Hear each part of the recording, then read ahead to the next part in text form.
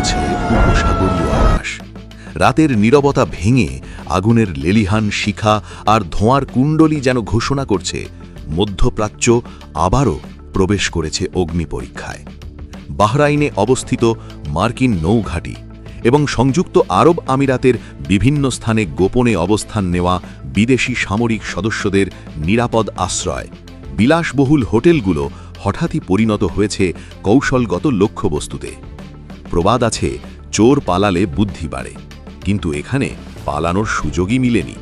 তেহরানের বার্তা ছিল স্পষ্ট, নজর এড়িয়ে নিরাপদে থাকার সুযোগ নেই। একের পর এক ইরানি ব্যালিস্টিক মিসাইল ও দূরপাল্লার ড্রোন আঘাত হানে আবুধাবি, দোহা ও বাহরাইনের আকাশে। বিস্ফোরণের শব্দে কেঁপে ওঠে শহরগুলো। সাইরেনের কর্কশ আওয়াজ ছড়িয়ে দেয় আতঙ্ক। আন্তর্জাতিক সংবাদ মাধ্যম আল জাজিরা জানায়, রাজধানী দোহায় একাধিক বিস্ফোরণের শব্দ শোনা গেছে।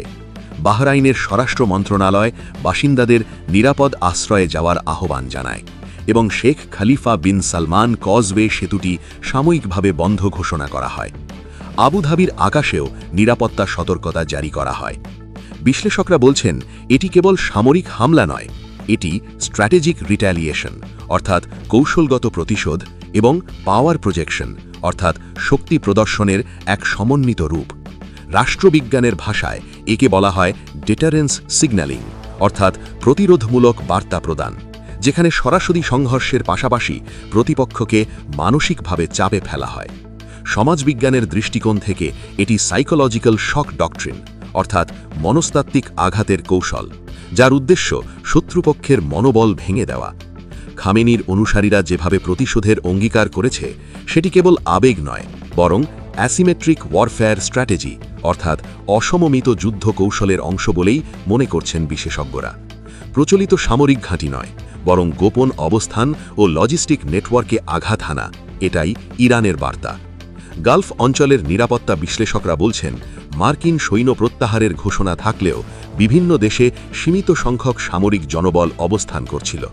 সেই তথ্য ইরানের গোয়েন্দা নেটওয়ার্কের হাতে পৌঁছে যায়। ফলাফল, নির্দিষ্ট লক্ষ্যবস্তুতে নিখুঁত আঘাত। এই ঘটনাকে অনেকে বলছেন ইন্টেলিজেন্স সুপিরিয়রিটি ডিসপ্লে, কারণ শুধুমাত্র সামরিক শক্তি নয়, তথ্য সংগ্রহ ও নজরদারির দক্ষতাও এখানে বড় ভূমিকা রেখেছে। ইরান যেন দেখাতে চেয়েছে উপসাগরীয় আকাশে তাদের নজরদারি জাল বিস্তৃত। এখন বড় প্রশ্ন, এই সংঘাত কতদূর গড়াবে? এটি কি পূর্ণাঙ্গ আঞ্চলিক যুদ্ধে রূপ নেবে, নাকি কূটনৈতিক দর কষাকষির মাধ্যমে নতুন এক ব্যালেন্স অফ পাওয়ার তৈরি হবে? মধ্যপ্রাচ্যের মানচিত্র আবারও অগ্নিগর্ভ মোড়ে দাঁড়িয়ে। বিস্ফোরণের আলো আর সাইরেনের শব্দ যেন ইঙ্গিত দিচ্ছে, এ লড়াই কেবল অস্ত্রের নয়, প্রভাব বিস্তার ও আধিপত্যের। বার্তা স্পষ্ট, শক্তির খেলায় এখন নতুন অধ্যায় শুরু হয়েছে।